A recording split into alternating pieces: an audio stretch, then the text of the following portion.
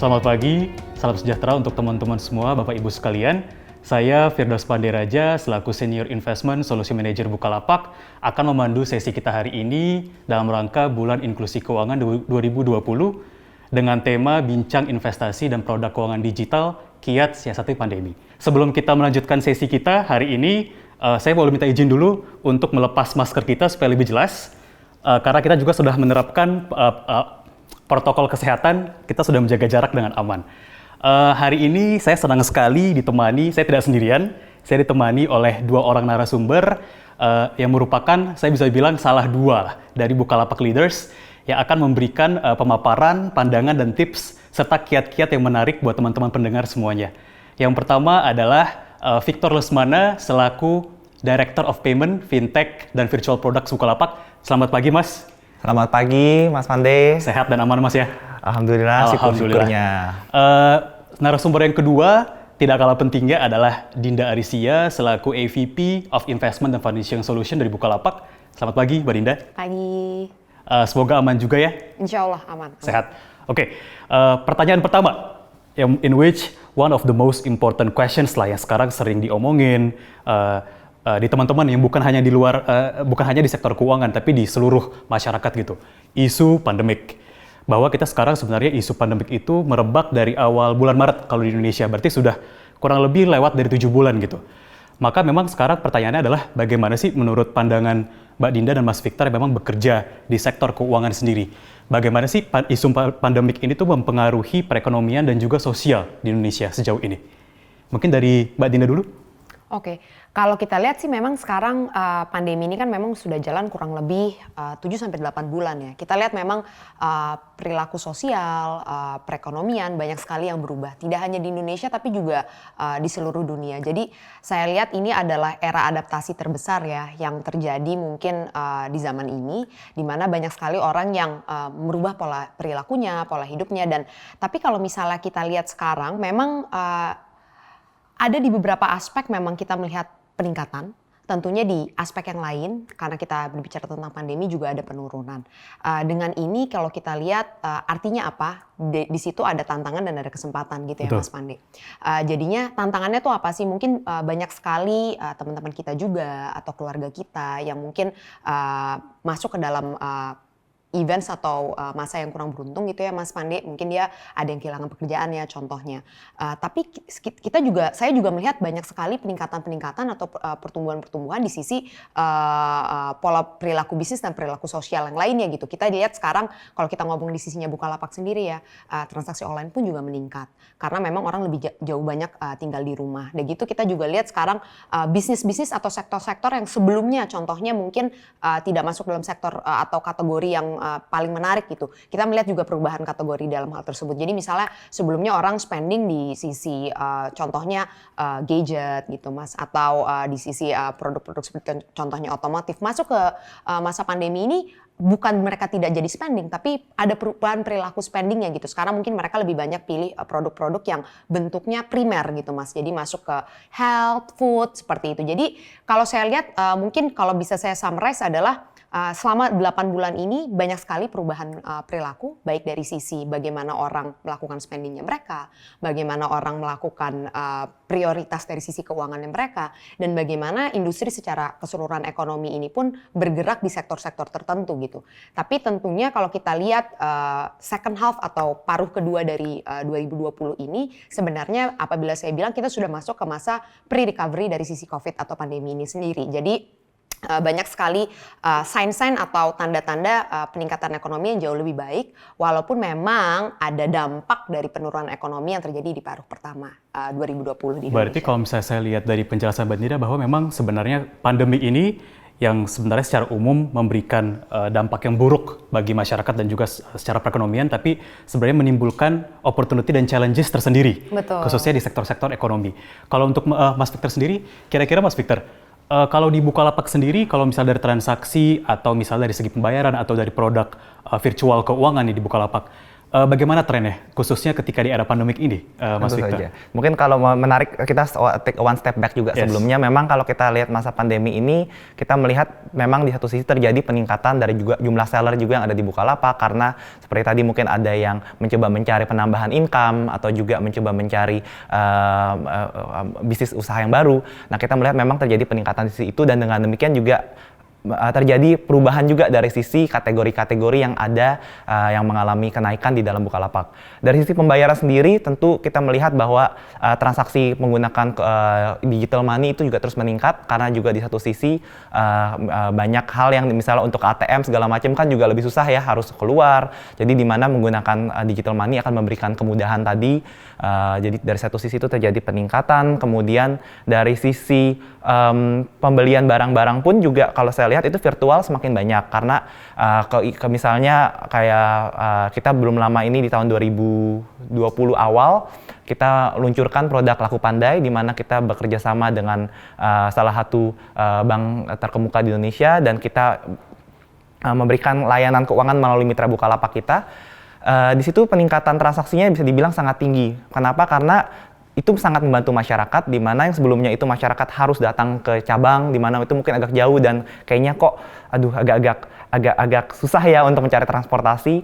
Di satu sisi kalau mitra Bukalapak itu kan kebanyakan bentuknya warung yang ada di sekitar rumah, itu dekat, paling jalan kaki sebentar itu sampai. Nah, kita lihat peningkatan transaksi yang memang cukup besar, dan di situ kita merasa bahwa di satu sisi pandemik itu memberikan istilahnya behavior shifting ke baik dari sisi user maupun juga kesempatan untuk UKM kita untuk berkembang. Dan di situ di mana kita dari Bukalapak juga berusaha untuk menangkap kesempatan tersebut dan menciptakan solusi-solusi yang bisa membantu UKM tersebut. Baik, berarti sudah dijelaskan oleh salah dua dari Bukalapak leaders bahwa memang these challenges in the market sendiri memberikan opportunities bagi Bukalapak untuk terus memberikan solusi di era pandemi ini, untuk terus memberikan pelayanan yang terbaik bagi masyarakat. Kemudian pertanyaan berikutnya nih, kalau misalnya kita ngomongin masalah pandemik, Mas Victor dan Mbak Dinda, tentunya khususnya di pertanyaan-pertanyaan saya sering tampung dari teman-teman kita nih yang memang tidak bekerja di sektor keuangan gitu. Pasti the million dollar question adalah, ini mau sampai kapan sih? Kira-kira apakah ini akan terus meredup? Apakah kita bisa melihat light at the end of the tunnel? Nah, memang kita di sini bukan cenayang ya teman-teman ya. Cuma kalau dari Mas Victor dan Mbak Dinda, kira-kira mungkin ada pemaparan nggak atau ada pandangan nggak sih kira-kira ke depannya, khususnya untuk di kuartal keempat atau mungkin di paruh pertama di 2021 nanti keadaan akan seperti apa dari segi perekonomian mungkin, Mas Victor? Oke, tentu saja kalau kita melihat apakah itu pandemi atau peristiwa-peristiwa yang terjadi sebelumnya, selalu ada namanya siklus, di mana ada namanya ekonomi meningkat, kemudian turun, misalnya seperti tahun 2000 itu ada SARS. Nah, sekarang mungkin kurang lebih ada pandemi ini juga kan kelihatannya, waduh, kita lagi di tengah-tengah puncaknya, sehingga merasa aduh kayaknya ekonomi itu kok sangat-sangat pelan atau sangat-sangat melambat. Namun kita selalu percaya bahwa selalu kita bisa lihat manusia itu sebenarnya resilient, di mana kita itu kan pasti bisa pulih lagi, dan kita selalu melihat di histori kita 1 abad terakhir, 2 abad terakhir, dalam masa setelah pandemi, apakah itu 1 tahun, 2 tahun, 3 tahun, pasti akan kembali bahkan menjadi lebih tinggi lagi. Nah, yang kita lihat di sini adalah memang kita sedang dalam masa pre-recovery, memang masih awal. Tapi kita melihat dari sisi ada banyak kemajuan yang sudah dilakukan, baik itu dari sisi kesehatan, di mana sudah ada breakthrough dari sisi mungkin vaksin-vaksin yang semoga bisa ada sebentar lagi bisa dikeluarkan. Kemudian juga dari sisi saya lihat dari masyarakat sendiri, bukan hanya di Indonesia tapi juga globally, sudah mulai beradaptasi, sudah mulai terbiasa, dan sudah mulai come out with new innovations and new business models yang membantu untuk kedepannya justru mungkin mengubah struktur dari ekonomi keseluruhan globally. Dan kalau kita lihat ini dengan bantuan juga dari pemerintah, kita tuh sangat banget pro dengan stimulus maupun dari sisi untuk UMKM, korporasi maupun juga untuk kesehatan sendiri. Dengan demikian itu kami sih percaya bahwa eventually ini akan recover, bahkan bisa menjadi lebih baik lagi ke depannya. Mengenai time frame-nya seperti tadi juga Mas Mande jelaskan, kita nggak akan tahu apakah itu 3 bulan ke depan, 6 bulan kemudian. Yang kita bisa lakukan adalah terus mempersiapkan diri kita supaya bisa selalu ready. Begitu memang timingnya pas untuk kemudian terus untuk masuk dan juga menangkap kesempatan yang ada. Jadi dari sisi saya sih mungkin advice adalah untuk tetap optimis dan terus juga selalu berusaha untuk jangan putus asa meskipun saat ini kelihatannya dalam kondisi yang Berat, sulit, ya. karena saya yakin pasti ini kondisi akan kembali bahkan menjadi bisa lebih baik lagi di waktu yang mendatang. Baik, berarti dari Mas Victor nih, a good positivity, a good optimistic bahwa memang kita sekarang di masa pre-recovery, manusia pada umumnya pasti akan masuk ke dalam survival mode, sehingga memang kita harus terus optimis untuk ketika when the market is ready, kita juga bisa ready untuk menjawab hal tersebut. Mbak Dinda mungkin ada pandangan lain mungkin? Ya, jadi kalau saya sih sangat setuju sama yang Mas Victor sampaikan ya. Kata pertama adalah terus optimis, karena seperti yang tadi juga disampaikan, manusia itu tuh selalu dapat bisa beradaptasi apapun itu keadaannya. Ini bukan krisis pertama yang terjadi di perekonomian Indonesia maupun perekonomian dunia. Sudah ada beberapa kali siklus perekonomian seperti ini, dan at the end as masyarakat di kita maupun itu di Indonesia dan di dunia secara lebih luas selalu bisa kembali lagi untuk bisa meningkatkan perekonomian itu sendiri, karena pada dasarnya manusia itu tuh memang makhluk hidup yang paling pintar, jadi they will always be able to adapt eventually. Itu yang mungkin yang pertama ya.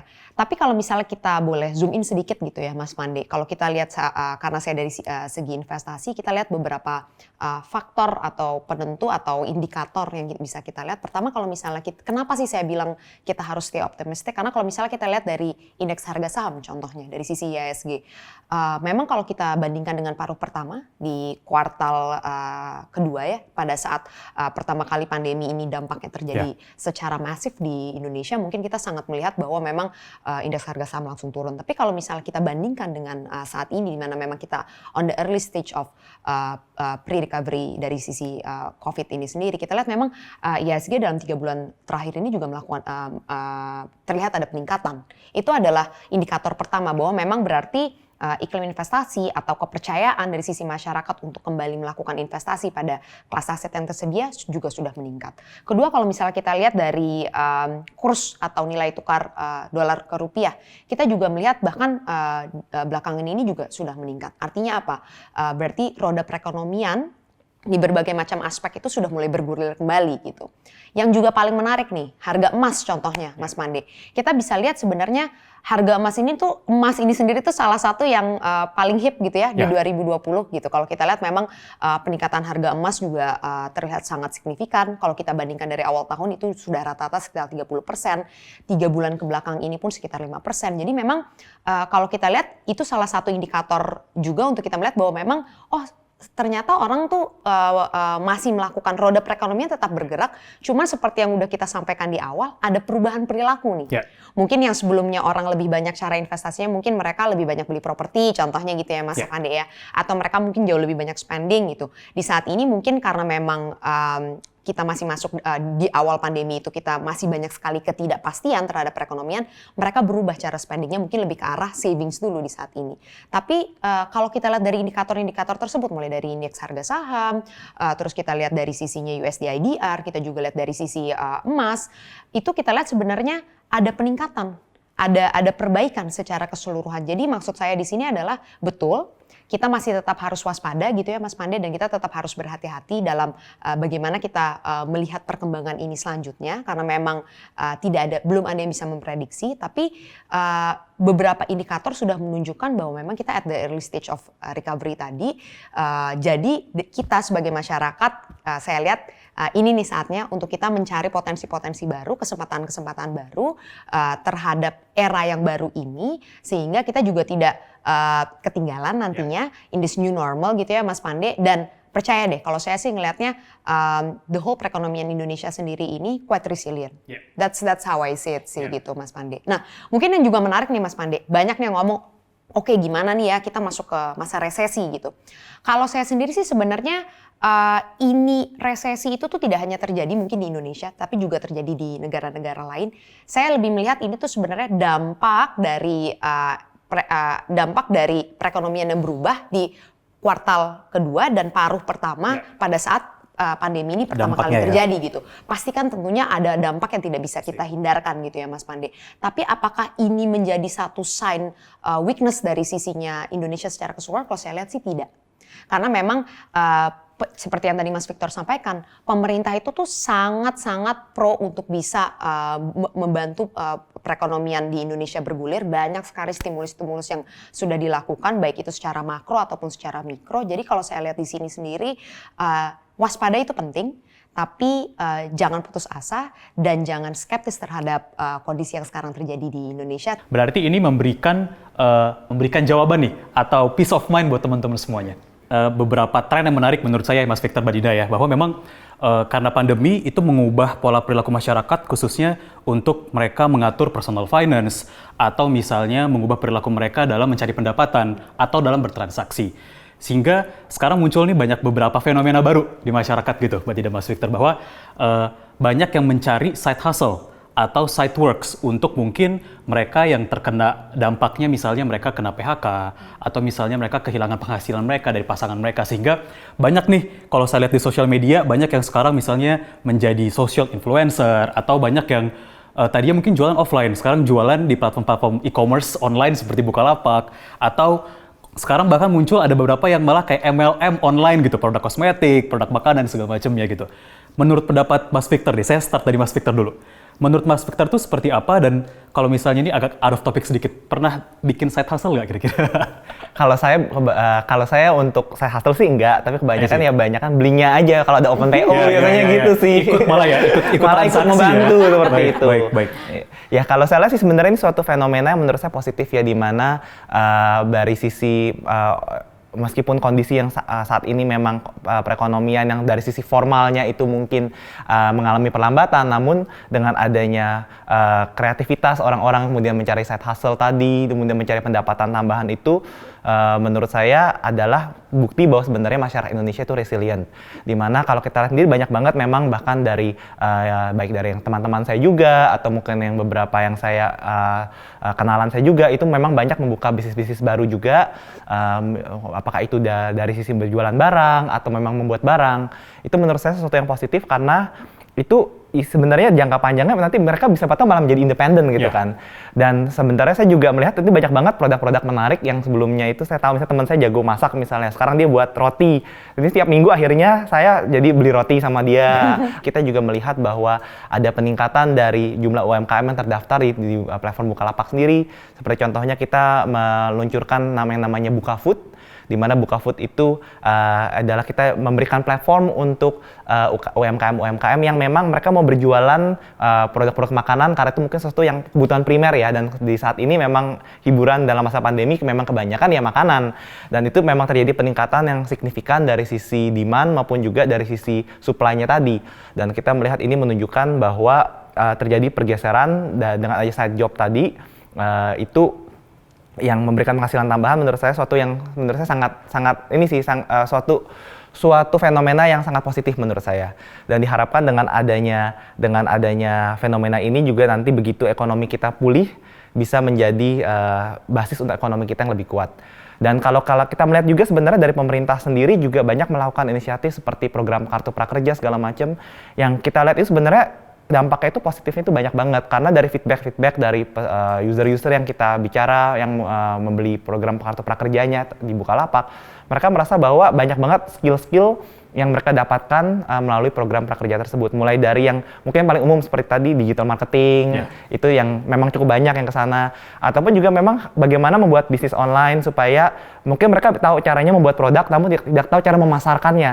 Nah, dengan adanya pengetahuan baru itu secara tidak langsung itu membuat Indonesia terupgrade gitu kan. Dan kedepannya saya yakin dengan kondisi ekonomi yang akan lebih pulih lagi, itu semuanya itu justru membuat perputaran ekonomi kita menjadi lebih cepat. Jadi yang tidak hanya tergantung dari sektor formal kita aja, namun juga sektor yang non formal itu bisa terus semakin besar, dan dari sisi skill levelnya itu juga semakin terasah gitu.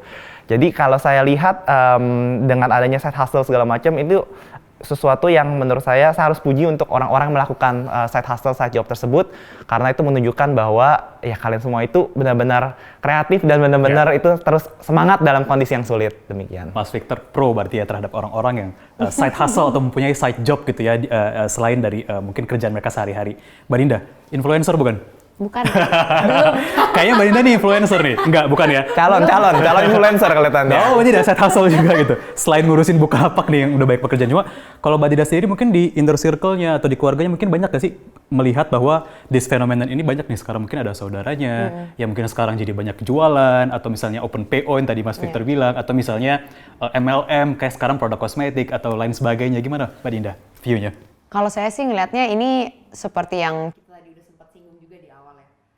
manusia itu adian akan beradaptasi gitu. Ya. Ini mungkin salah satu fenomena bagaimana tuh masyarakat tuh akhirnya beradaptasi dengan this new normal gitu, dengan keadaan yang pandemi sekarang terjadi. Tadi kan kita bilang ada tantangan, ada kesempatan nih, Ya. Mas Pade. Ini yang menurut saya nih menarik gitu ya.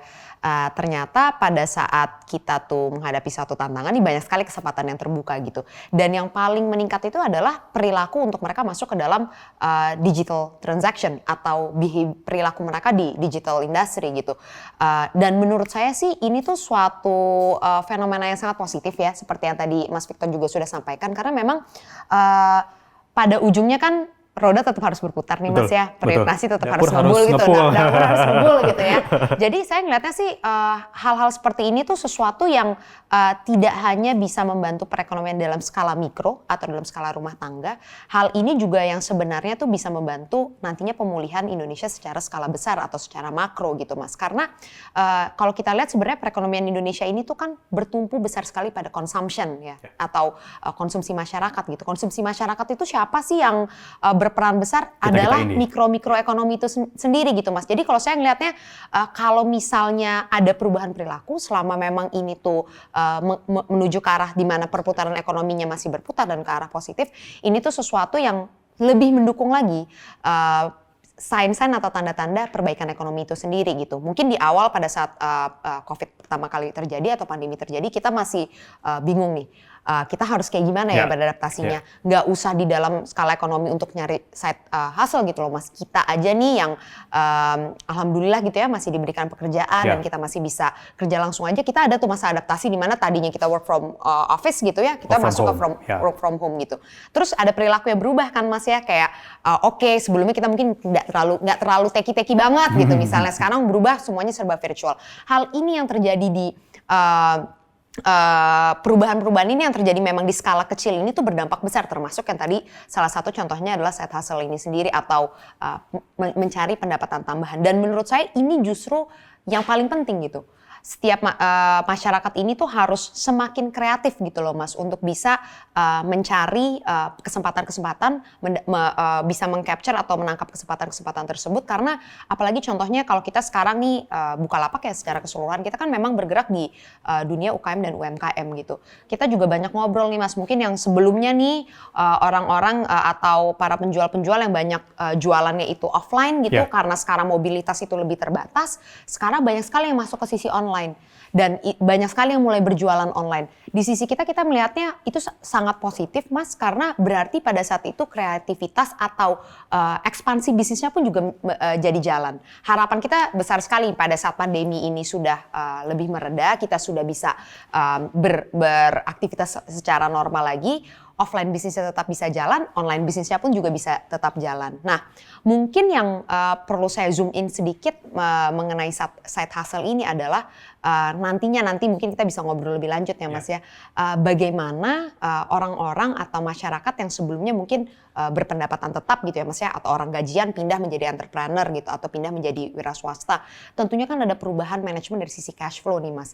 Yang tadi misalnya oh ya saya udah pasti nih dapat gaji setiap bulan gitu. Per bulannya udah tau lah X rupiah gitu. Terus sekarang kan mungkin berubah nih. Mungkin jadi pendapatan harian gitu. Ini mungkin yang perlu kita bicarakan atau diskusikan lebih lanjut gitu ya Mas ya. Karena ini menurut saya itu tuh ujungnya tuh adalah sama-sama how we actually manage our personal finance gitu pada ujungnya Mas. Cuman mungkin aktivitasnya atau apa yang dilakukan akan sedikit berbeda karena ada perubahan-perubahan yang tadi. So it's a good thing those notes dari Mas Victor dan Mbak Dinda bahwa memang side hustle ini khususnya untuk orang-orang yang harus mengubah pola pikir mereka atau pola mereka dalam mencari pendapatan itu it's a good thing, cocoknya apalagi dengan culture kita Indonesia yang paguyuban, saling membantu, saling toleransi, sehingga memang itu dapat membantu secara makro untuk terus bergulir roda perekonomian gitu ya. Nah, nanti kalau untuk mensiasati mungkin teknik-tekniknya nih buat teman-teman yang mungkin pekerja atau mungkin yang sekarang freelancer misalnya untuk personal finance-nya, nanti kita akan bahas lebih lanjut. Cuma saya mau ke Mas Victor dulu nih, bahwa memang dengan meningkatnya usaha atau orang-orang yang berpindah sektor nih ke usaha, misalnya mereka jualan secara online. Landscape dari pembayaran online sendiri di Indonesia itu seperti apa sih? Apakah secara infrastruktur kita sudah ready? Ataukah menurut Mas Victor ini juga merupakan sebuah opportunity, khususnya bagi Mas Victor yang megang produk virtual di Bukalapak? Oke, tentu saja. Kalau kita memang melihat dari transaksi e-commerce sendiri di Indonesia memang terus dari tahun ke tahun terus mengalami peningkatan. Bahkan kalau kita lihat dari research atau prediksi dari Bank Indonesia sendiri, bahkan di tahun ini kita bisa 2 kali lipat dibandingkan tahun 2019. Dan itu salah satu didukung dari memang perubahan behavior tadi, di mana yang sebelumnya itu banyak melakukan transaksinya offline jadi pindah ke online, ataupun juga memang dari adanya penambahan UMKM tersebut yang ada di dalam platform, sehingga lebih banyak pilihan dan dari sisi buyer juga lebih ingin mencoba sesuatu dan membeli melalui platform e-commerce. Kalau kita lihat dari sisi landscape transaksi pembayaran di Indonesia sendiri, memang kalau kita lihat 2-3 tahun yang lalu dengan sekarang memang terjadi perubahan. Kalau 2-3 tahun yang lalu itu banyaknya itu adalah ATM transfer, atau bahkan mungkin kalau janjian ketemu di mana yuk di mall apa untuk pertukaran barang, bayar ketemuan, cash on delivery gitu, COD. Dari tahun ke tahun itu memang berubah ya, ATM transfer itu juga semakin lama semakin berkurang. Sedangkan digital money sendiri kita juga sudah melihat ada banyak banget di Indonesia, ada beberapa yang cukup besar, itu dari sisi transaksinya terus meningkat. Dimana kalau kita bandingkan 2 tahun lalu atau 3 tahun yang lalu, peningkatannya itu bisa sampai 4 kali lipat dibandingkan pada saat pertama kali e-money itu diluncurkan. Dan sekarang bisa dibilang e-money itu bisa transaksinya bisa dibilang menjadi salah satu top payment method yang ada. Karena mungkin dari satu sisi itu juga kemudahannya juga, di mana dengan menggunakan satu e-money itu bisa digunakan untuk transaksi di beberapa tempat sekaligus. Kemudian juga lebih aman karena biasanya itu uangnya itu bisa dipisahkan antara tabungan maupun dengan yang digunakan untuk berbelanja. Kemudian dari situ juga dari sisi kemudahan, karena kalau misalnya ATM transfer kan kadang-kadang ada namanya kode unik, kadang-kadang lama gitu konfirmasinya. Kalau misalnya menggunakan e-money itu biasanya lebih cepat kan. Jadi memang terjadi pergeseran di sana. Namun di satu sisi kita juga melihat memang penetrasinya itu masih banyak yang harus kita kerjakan bareng-bareng nih, karena penetrasi e-money di Indonesia sendiri saya rasa sih masih belum mencakup sebagian besar masyarakat Indonesia. Baru mencakup khususnya di beberapa daerah atau di kota-kota besar. Dan di situ dimana kita memang punya PR untuk bersama-sama, baik itu dari penyedia e-money, jasa e-money tadi, maupun dari platform, untuk bagaimana kita mengembangkan suatu ekosistem bersama-sama yang membuat dari masyarakat mereka menjadi oke deh, saya pengen mencoba menggunakan ini dan merasakan manfaatnya. Karena dengan mereka masuk ke dalam ekosistem digital tadi, itu akan membuka begitu banyak kesempatan untuk melakukan hal-hal lainnya juga, mulai bukan hanya dari pembelian barang atau penjualan barang, namun dengan e-money tadi juga itu menjadi the first step untuk masuk ke dalam step selanjutnya, seperti untuk melakukan simpanan, untuk tabungan, untuk pembelian emas, atau untuk pembelian reksadana. Itu kan harus masuk ke dalam ekosistem digital dulu tuh. Jadi memang pembayaran itu menjadi suatu step pertama, dan walaupun kita melihat peningkatannya itu sudah sangat pesat di dalam beberapa tahun terakhir, saya rasa kita masih bisa banyak yang bisa kita lakukan untuk terus meningkatkan penetrasi untuk mencapai inklusi keuangan tadi. Demikian. Baik.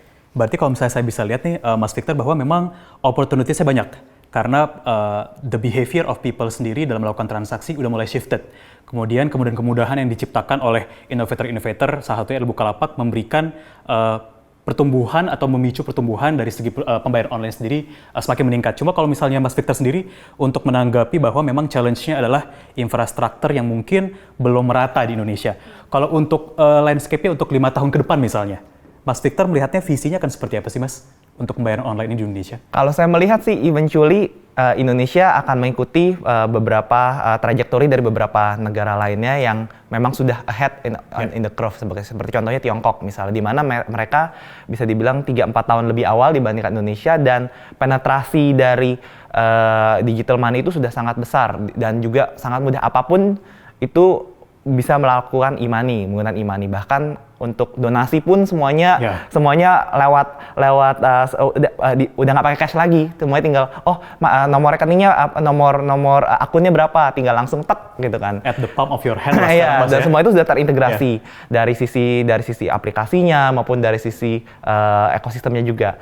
Saya rasa itu semuanya itu kita lagi bahu-membahu ke arah sana. Semua player yang ada di ekosistem, baik itu fintech players maupun juga e-commerce ataupun juga pemain-pemain lainnya juga, dan juga bahkan kalau kita lihat bahkan lembaga perbankan tradisional yang sebelumnya atau konvensional pun juga sudah mulai merambah ke sana.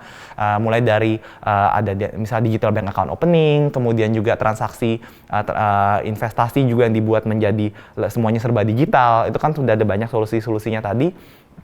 Dan saya lihat di dalam 5 tahun ke depan yang diharapkan Indonesia bisa mencapai tahap itu, di mana mayoritas dari transaksinya itu udah nggak menggunakan cash base lagi, tapi semuanya sudah terangkum dalam ekosistem digital.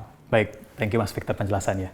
Nah, sekarang saya mau membahas another fenomena yang ada di sosial nih, di masyarakat.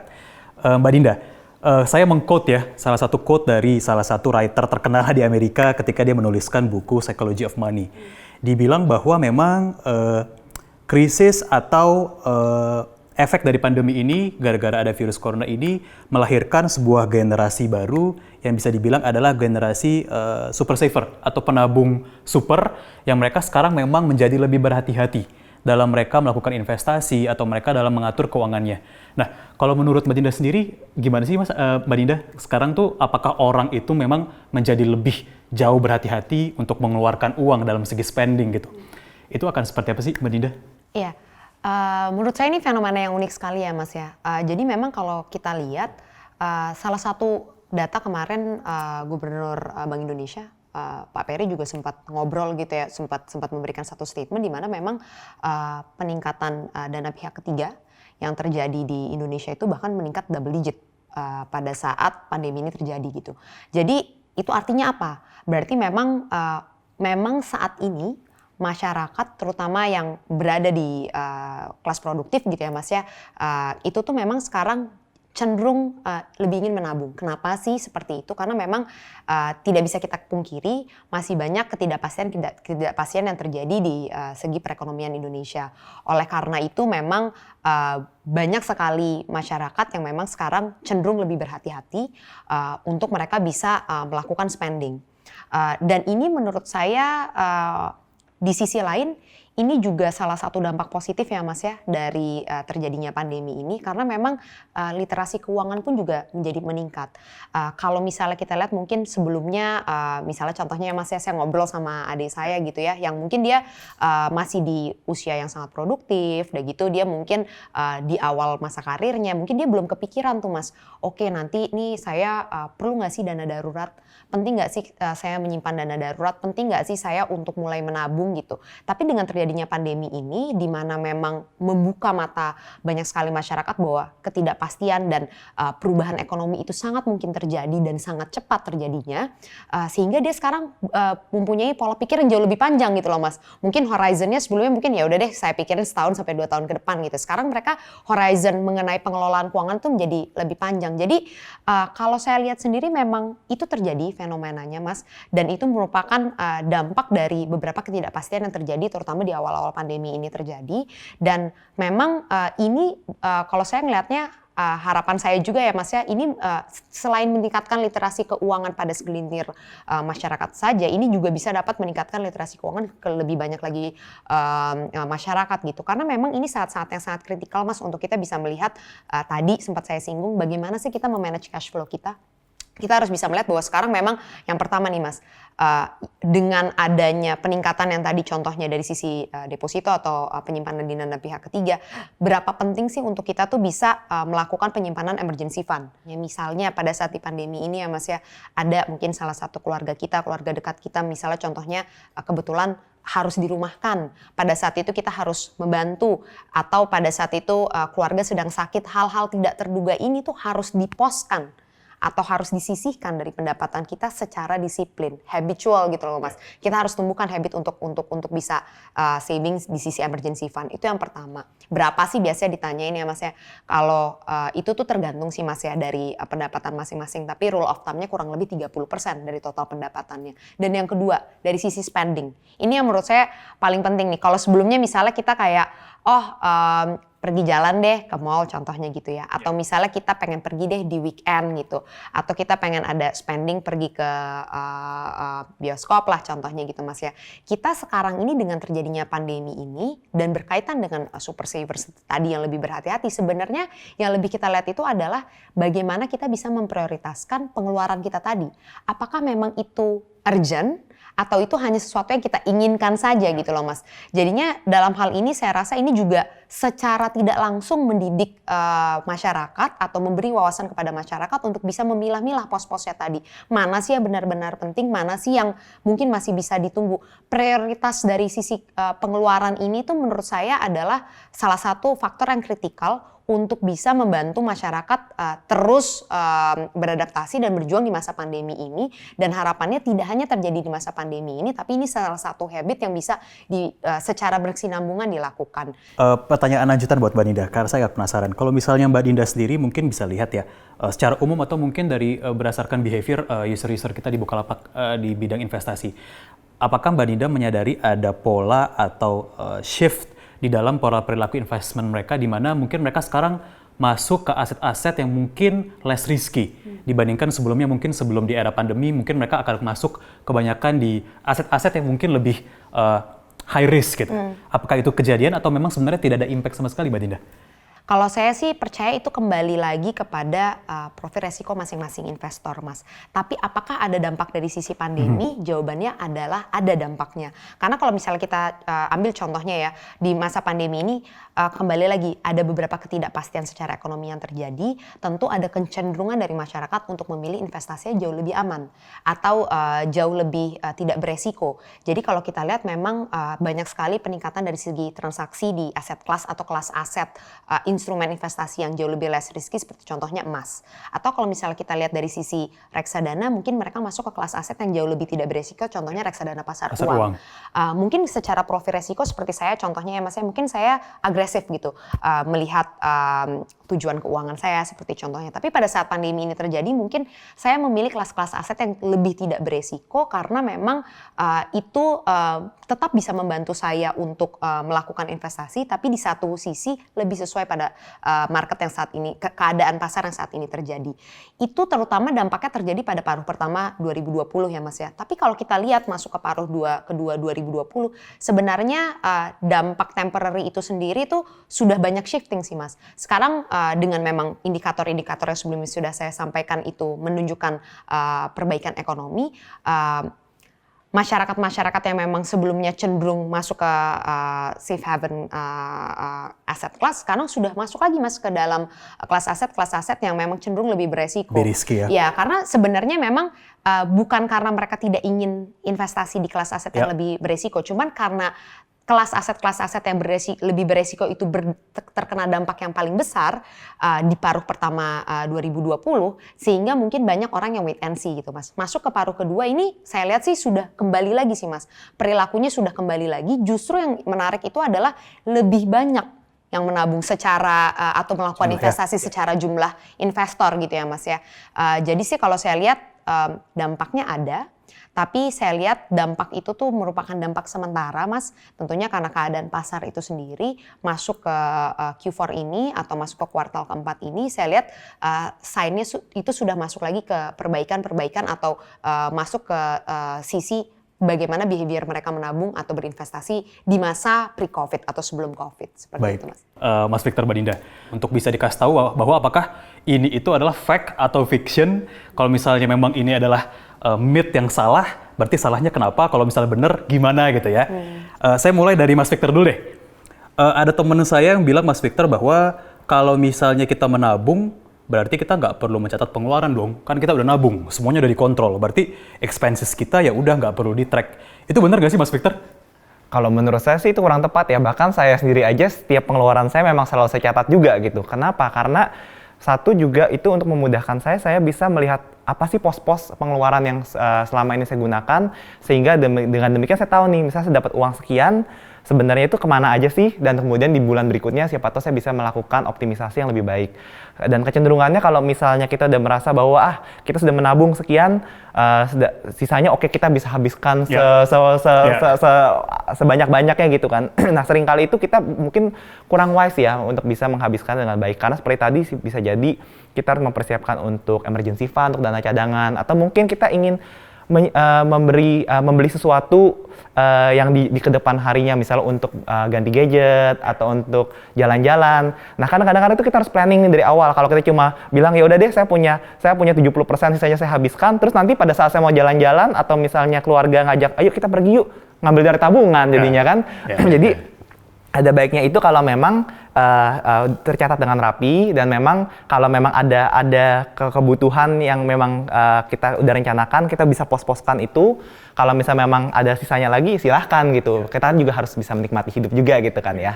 Kalau saya boleh jujur nih Mas Victor, mungkin bukan cuma teman-teman, saya juga mau ngaku dosa nih. Kadang-kadang memang walaupun kita udah bikin pos-posnya, kadang-kadang kita memang tidak nge-track expenses kita gitu. Cuma mungkin dengan adanya produk-produk yang digital, di mana tuh membantu kita sendiri sebenarnya untuk nge-track bahwa sebenarnya saya udah keluar tuh uang buat apa aja sih, misalnya buat boba segala macam. Jadi itu sebenarnya bisa di-track dan harus di-track. Jadi kalau untuk yang itu berarti hoax, gak bagus Mit ya. Untuk yang kedua, saya mau cross-check nih ke Mas Victor dulu deh biar sekalian. Teman saya bilang nih bahwa kalau personal finance atau financial management itu hanya untuk orang-orang yang punya banyak uang. Kalau misalnya uangnya masih dikit, ya nggak perlu melakukan financial management. Itu benar nggak sih Mas Victor? Kalau menurut saya sih itu nggak benar ya, karena untuk personal finance management itu berlaku untuk semua orang, baik itu yang pendapatannya terbatas atau mungkin yang pendapatannya juga sudah lebih besar gitu. Kenapa? Kalau yang terbatas itu penting supaya memastikan bahwa ya kita pendapatannya cukup gitu untuk kebutuhan sehari-hari, untuk menabung untuk dana cadangan, juga supaya nanti kalau misalnya terjadi sesuatu itu kita siaplah untuk menghadapi hal-hal yang tidak diinginkan. Sedangkan untuk yang memang punya berpenghasilan lebih, kan juga misalnya bukan artinya itu nggak butuh personal finance management lagi juga. Kenapa? Karena kan namanya manusia itu pasti ada kecenderungan bahwa lifestyle itu ingin selalu upgrade gitu. Kalau misalnya nggak di manage dengan baik, kadang-kadang itu bisa jadi besar pasak daripada tiang. Seringkali justru teman-teman saya yang saya lihat justru mengalami permasalahan itu justru mungkin punya, kalau kita lihat dari permukaan penghasilannya udah segitu, kok malah tagihan utang kartu kreditnya banyak ya gitu kan. Ya, justru kenapa itu menurut saya itu penting baik itu untuk di segala spektrum penghasilan.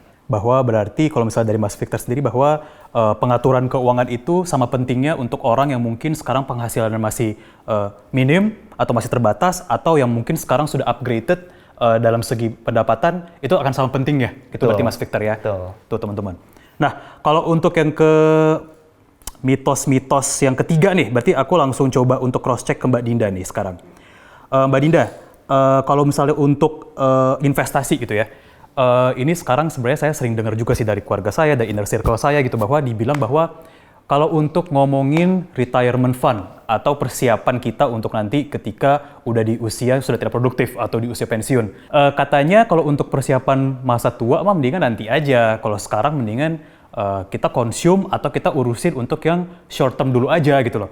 Apakah itu adalah mitos yang benar adanya atau mungkin malah kebalikannya gitu? View Mbak Dinda gimana nih? Mitos menurutku. Mitos, tuh. Berarti dari 3 nih sekarang, 3-tiganya mitos yang nggak bener berarti. Mas Pandi ini kebanyakan mitosnya nih kayaknya. Dari teman-teman saya, bukan dari saya. Padahal sebenarnya saya nih. Ya, gitu Mbak Dinda. Jadi kalau saya lihat sebenarnya sih gini, kenapa mitos ya? Sebenarnya itu tuh sebenarnya habit yang sebelumnya terjadi.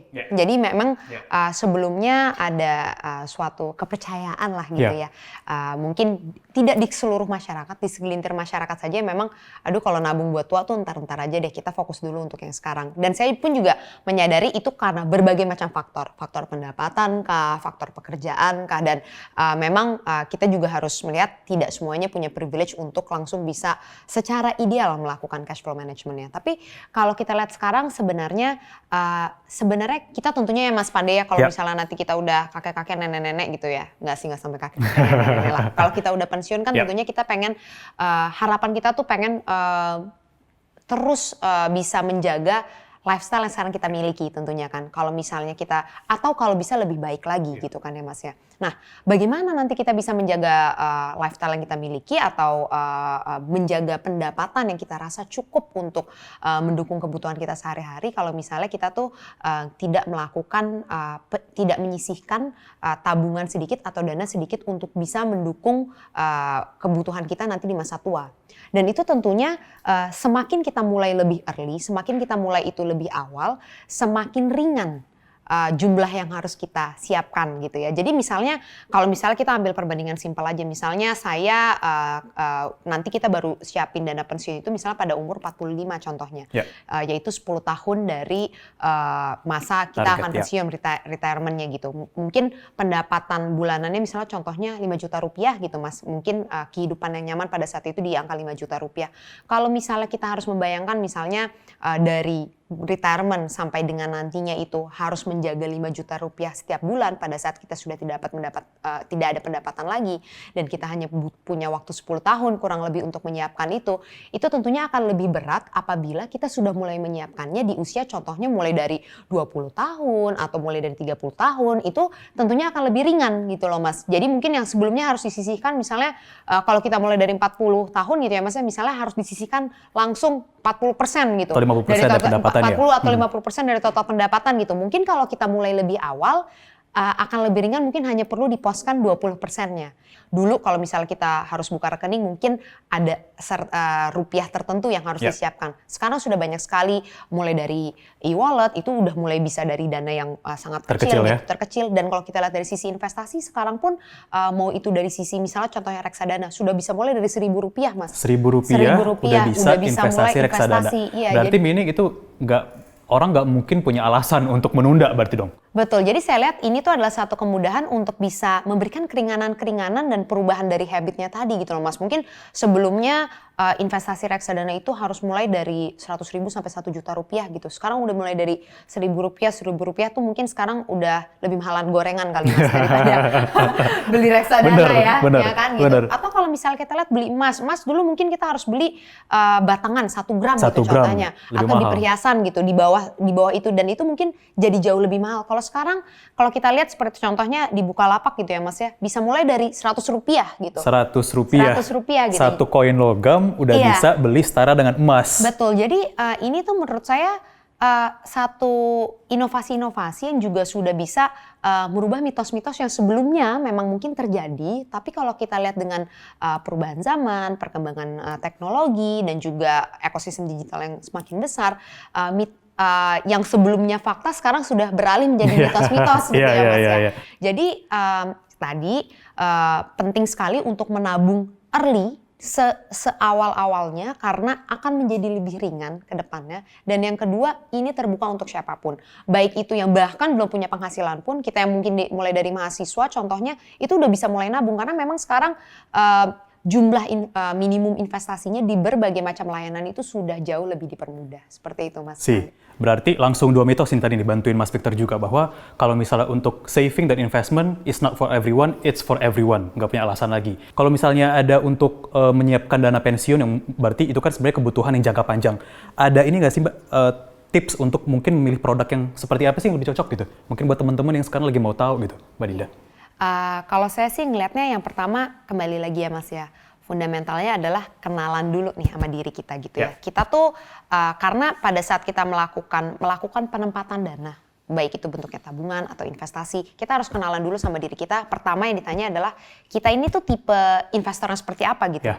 Apakah kita cenderung atau profil resiko kita tuh seperti apa? Apakah kita baik-baik aja untuk melakukan penempatan dana pada produk-produk investasi yang jauh lebih beresiko seperti contohnya saham, atau kita itu memang sangat konservatif gitu loh Mas. Jadi yang pertama kenalan dulu yuk gitu, kita tuh tipe investor seperti apa, itu yang pertama yang paling penting. Profil resiko kita itu seperti apa, konservatif kah atau di tengah-tengah gitu, Moderat ya? moderat atau kita memang sangat agresif. Dan yang kedua paling penting adalah tujuan keuangannya itu apa sih, karena tidak seluruh produk investasi atau kelas aset itu tuh sesuai. Walaupun misalnya agresif gitu ya Mas ya. Tapi misalnya saya pingin beli gadget 1 tahun lagi gitu. Ya. Mungkin tidak terlalu tepat untuk saya yang walaupun memiliki profil resiko agresif untuk melakukan investasi di produk yang beresiko tinggi. Karena pasti ada fluktuasi pada produk tersebut gitu. Jadi yang pertama adalah profil resiko, yang kedua tujuan keuangannya, jangka waktunya itu berapa lama.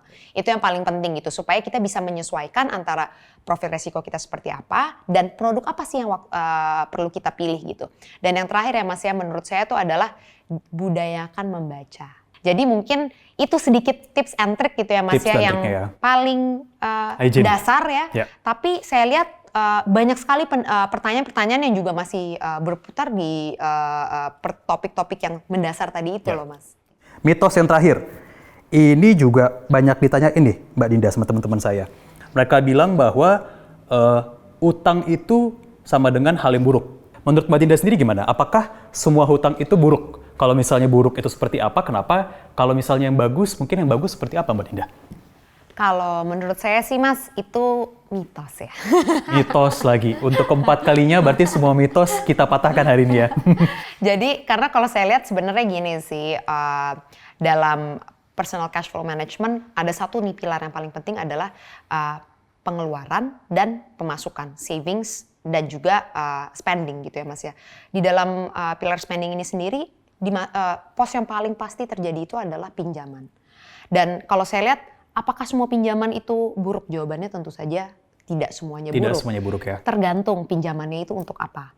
Kalau misalnya Mas Pandey banyak minjemnya untuk misalnya melakukan pinjaman-pinjaman konsumtif, apalagi di masa pandemi sekarang misalnya untuk beli belanja baju gitu ya. Kalau liburan gitu, liburan, baju, itu berarti konsumtif. Iya, misalnya contohnya maksud saya apabila tergantung pinjaman seperti apa ya Mas Ya. ya. Kalau misalnya berat sekali di pinjaman-pinjaman konsumtif, tentu kita harus review balik nih. Oh, apakah itu memang balik lagi paling penting dan urgent atau tidak.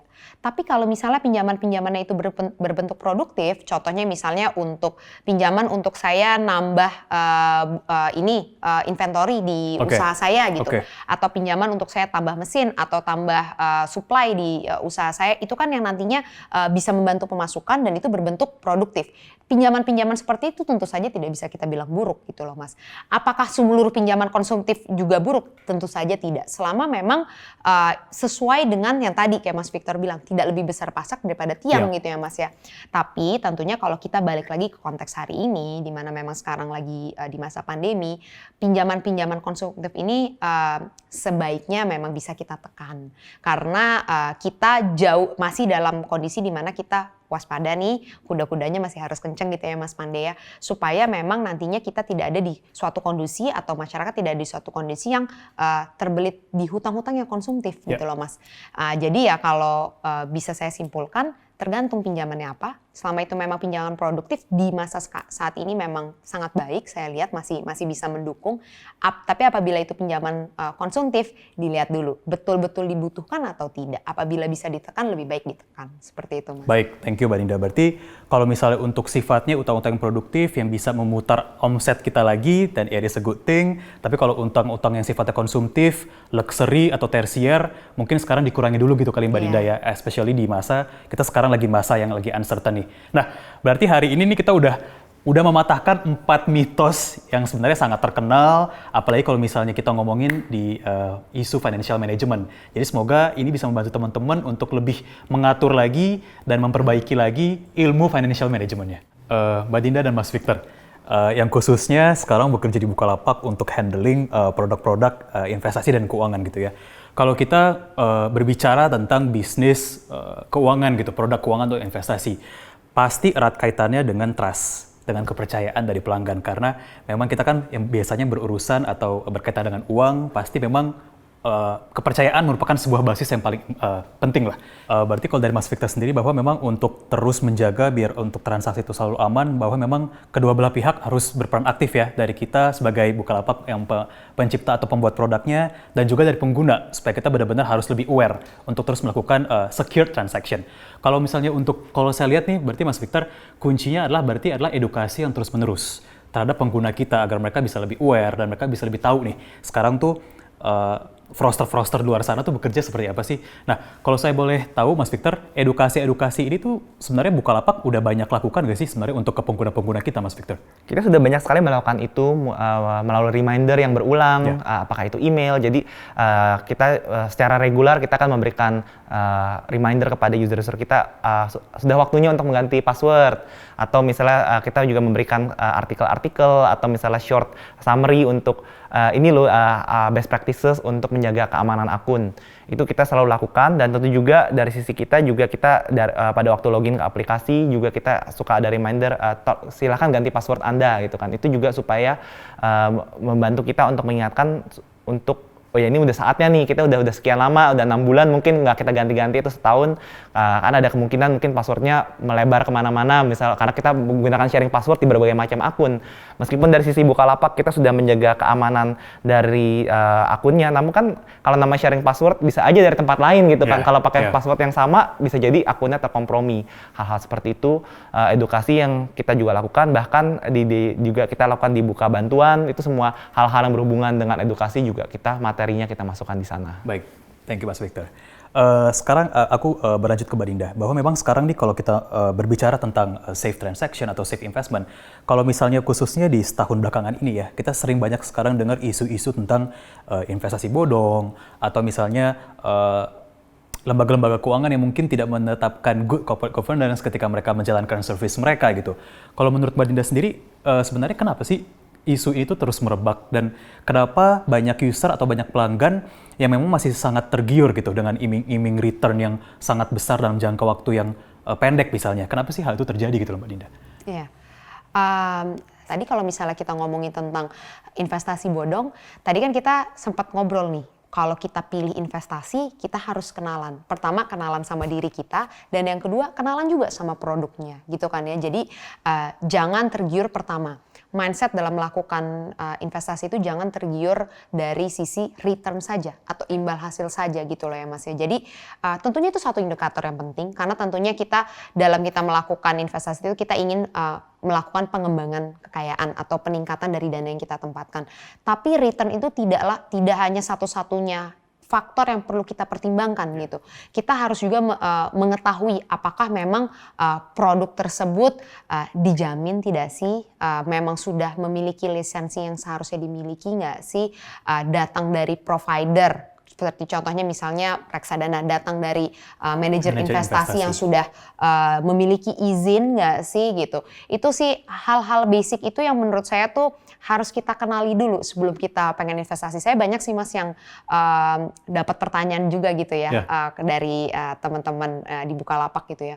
Kalau misalnya saya investasi contohnya Rp10.000, tahun depan jadi Rp100.000 nggak Mbak Dinda gitu kan ya. Itu tuh menurut saya betul bahwa salah satu faktor yang harus kita tentukan adalah apakah return itu baik atau performance dari produk itu baik. Tapi mindset seperti ini mungkin yang harus kita perbaiki gitu loh. Bahwa memang apabila kita mindsetnya sudah benar-benar kayak menggandakan uang gitu. Itu tuh menurut saya yang akhirnya memberikan kita, mengantarkan kita pada keputusan-keputusan yang mungkin jauh lebih reckless atau jauh lebih tidak berhati-hati gitu Mas. Akhirnya kita pilih, udah deh ini ada yang janjiin investasi 100% nih, langsung bisa didabelin dalam jangka waktu 1 tahun gitu. Dan gitu kita langsung masukin dana kita di situ tanpa kita belum kenalan dulu gitu loh. Apakah produk itu, apa sih produk itu, siapa sih yang mengeluarkan produk itu. Jadi yang pertama budayakan membaca, dan yang kedua nih Mas, kalau saya lihat nih ya Mas ya berdasarkan pengalaman saya, kalau misalnya if it's too good to be true, biasanya it's too good to be true. Artinya apa? It's too good to be true, if it's too good to be true. Iya, if it's too good to be true, it's too good to be true. Artinya tuh kalau misalnya itu terdengar terlalu bagus gitu Ya, kayak misalnya contohnya bisa langsung menggandakan, bisa 200% dalam 1 tahun. Itu tuh biasanya kecenderungannya adalah itu tuh biasanya terlalu beresiko dan biasanya resikonya pun tidak bisa dikelola dengan baik oleh penyedia produknya ini sendiri. Jadi dengan perkembangan zaman yang memang sudah sangat pesat ini, terutama di era digital ini, banyak sekali kemudahan yang diberikan, tapi tentunya dengan informasi yang lebih besar itu sendiri juga kewaspadaan dari sisi kita dalam melakukan penempatan dana, pengelolaan keuangan juga harus lebih ditingkatkan lagi. Kita akan ke pertanyaan, menuju ke pertanyaan terakhir nih teman-teman semuanya, Mas Victor dan Mbak Dinda. Tadi kita sudah membahas lumayan dalam untuk apa efek pandemi terhadap perekonomian secara struktural dari segi industri dan bisnis juga termasuk di Bukalapak. Mungkin Mas Victor dan Mbak Dinda sebagai salah satu atau salah dua leaders di Bukalapak sendiri mungkin bisa di-share kira-kira apa solusi yang akan dihadirkan dari segi produk keuangan digital dan dari segi investasi bagi pengguna-pengguna kita, kemudian akankah hal itu benar-benar menjawab opportunity dan challenges yang memang sekarang ada di dalam market. Mungkin bisa dari Mas Victor dulu, Mas Victor. Oke, tentunya. Kalau kita lihat dari ekosistem Bukalapak sendiri memang terdiri dari ada dua yang besar. Yang satu adalah aplikasi marketplace yang mungkin sudah sangat familiar untuk teman-teman, dan juga kita punya namanya Mitra Bukalapak, yaitu di mana kita bekerja sama dengan warung-warung, dengan agen individual, dengan counter pulsa dan lain-lainnya untuk menyediakan layanan produk-produk baik itu virtual maupun fisikal. Kalau di sisi aplikasi marketplace sendiri tentu kita akan terus mengeksplorasi produk-produk pembayaran apa saja yang memang bisa membantu kemudahan dari sisi masyarakat melakukan pembayaran dan pembelian di Bukalapak. Dan itu tentu kita bekerja sama dengan baik itu dengan bank atau mungkin dengan fintech yang ada supaya kita bisa memberikan kemudahan kenyamanan tadi. Sedangkan kalau di sisi Mitra Bukalapak sebenarnya ini suatu hal yang seringkali terlupakan dari banyak pemain besar adalah karena sebenarnya dari sisi transaksi digital sendiri ini masih belum menjangkau seluruh masyarakat Indonesia. Dan sebagai misi kami di Bukalapak itu untuk menciptakan fair economy for all, untuk pemerataan ekonomi adalah bagaimana kita menggunakan Mitra Bukalapak tadi, di mana kita saat ini memiliki hampir 6 juta dari Mitra Bukalapak yang tersebar di seluruh Indonesia, di hampir semua kabupaten dan kota, sudah hampir 200 saat ini. Dan kita merasa bahwa kita mau coba mengembangkan solusi yang memang sesuai dengan target segmen tersebut, sehingga bisa menjangkau masyarakat yang saat ini belum terangkul dengan penetrasi dari digital, baik itu digital payment atau digital transaction. Beberapa hal yang kita saat ini lakukan misalnya dari rolling out dari QRIS, di mana itu adalah salah satu inisiatif Bank Indonesia untuk memberikan kemudahan, di mana apalagi di masa pandemi kan uang tunai itu diusahakan dikurangi ya, karena uang tunai itu bisa menjadi, ada riset yang mengatakan bahwa itu bisa menjadi salah satu agen penularan gitu. Dan dengan adanya penggunaan QRIS itu sehingga kita bisa membantu warung-warung atau mitra Bukalapak tadi bisa menerima pembayaran secara cashless dengan menggunakan segala macam digital e-money yang interoperability-nya sangat tinggi, sehingga tidak perlu lagi saya harus punya berbagai macam stiker atau berbagai macam kode untuk melakukan pembayaran yang berbeda-beda. Itu adalah satu inisiatif memang kita sudah push, sudah kita pilot sejak tahun lalu, dan memang kita lihat peningkatannya itu sangat tinggi, di mana dalam beberapa bulan terakhir selama masa pandemi kita melihat ada sampai 50% dari transaksi itu dibandingkan dari bulan-bulan sebelumnya. Kemudian yang kedua adalah melalui kerjasama kita juga menjadikan Mitra Bukalapak sebagai agen laku pandai. Kita harapkan juga mereka bisa menjadi agent of change untuk masyarakat di sekitarnya, sehingga dengan demikian masyarakat di daerah-daerah bisa teredukasi bahwa untuk masuk ke dalam sektor keuangan yang formal itu ternyata nggak susah loh, bisa lewat ke warung-warung tadi. Kenapa? Karena warung itu sebenarnya seringkali menjadi suatu tempat yang dipercaya oleh komunitas karena mereka belanja di sana, ngutang di warung. Itu kan semuanya kan jadi mereka ke sana. Sedangkan kalau ada produk keuangan, sekarang ada loh produk keuangan yang kita tawarkan Mitra Bukalapak itu lebih mudah untuk menjangkau masyarakat tadi dibandingkan misalnya kita meminta untuk masyarakat datang ke cabang. Kayaknya kadang-kadang bank itu dirasa itu sebagai suatu hal yang tidak terjangkau. Saya sempat mendengar anekdot kalau misalnya ada masyarakat yang aduh mau masuk bank lepas sendal dulu gitu kan, karena ini kayaknya ini tempat yang sangat-sangat sophisticated gitu lah istilahnya, sangat distant. Masyarakat ya. Nah, jadi kita harapkan itu kita mencoba mempermudah akses dan juga memberikan produk yang tepat sehingga bisa menjangkau memberikan layanan keuangan yang kita lihat juga memang pertumbuhannya sangat pesat dalam beberapa bulan terakhir. Mempermudah akses adalah kuncinya dan berarti sektor ekonomi mikro dan UMKM masih terus menjadi target untuk Mas Victor dan tim ya dalam membangun produk dan terus menghadirkan inovasi nih, khususnya di Bukalapak. Mbak Dinda sendiri mungkin bisa di-share dari segi investasi? Iya, jadi kalau saya lihat memang inklusi finansial ya Mas ya, satu tema besar yang sudah digaungkan untuk beberapa tahun kebelakangan ini tuh memang PR kita bersama-sama gitu ya. Walaupun kita sudah melihat banyak sekali kemajuan, peningkatan dari sisi literasi keuangan, akses terhadap financial product juga kita lihat juga sudah lebih banyak peningkatannya, tapi masih besar sekali jangkauan yang belum dirangkul oleh produk finansial ini sendiri. Jadi senada seperti yang tadi sudah disampaikan oleh Mas Victor, akses produk finansial akan menjadi satu tujuan atau prioritas kami di Bukalapak untuk terus bisa kami kembangkan dan melalui berbagai macam inovasi. Jadi mungkin kalau kita bisa lihat saat ini dari segi produk investasi yang tersedia di Bukalapak, kita memiliki produk reksadana yang kita namakan Buka Reksa dan produk emas yang kita namakan Buka Emas. Sebagai salah satu bentuk inovasi kami untuk bisa memperluas akses finansial dan democratizing atau memperluas lagi produk-produk ini ke seluruh kalangan, kita juga sadar bahwa produk ini harus dibentuk sedemikian rupa untuk tepat sasaran gitu loh Mas. Jadi akses pertama apakah dan kedua adalah apakah produk ini tepat sasaran atau tidak ke dalam target market kita yang memang majority itu underserved segment atau segmen yang belum di-reach oleh produk-produk finansial atau jangkauan produk finansial yang lebih konvensional. Jadi kalau kita lihat dari sisi Buka Reksa, sekarang user sudah bisa melakukan investasi di reksadana mulai dari Rp1.000 Mas, itu salah satu bentuk investasinya.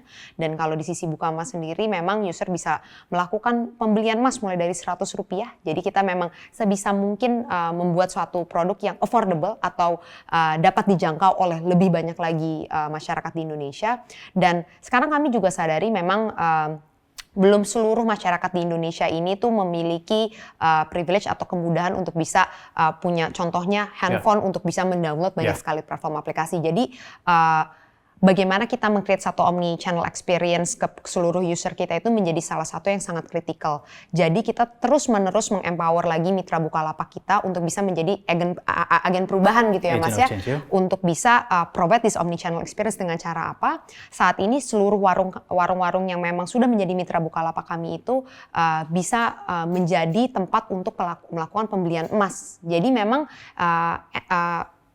end user atau memang pelanggan-pelanggan dari warung ini sendiri tidak perlu repot-repot lagi contohnya ke toko perhiasan ya Mas ya, atau misalnya jauh-jauh berjalan untuk bisa melakukan pembelian emas. Mereka cukup datang ke warung terdekat mereka dan mereka sudah bisa melakukan pembelian emas mulai dari nominal yang sangat kecil sekali. Jadi memang kami menyadari bahwa memang perluasan finansial, produk finansial, akses finansial atau yang ujungnya akan menjadi inklusi keuangan ini, it's a marathon gitu ya Mas ya. Ini masih perjalanan panjang.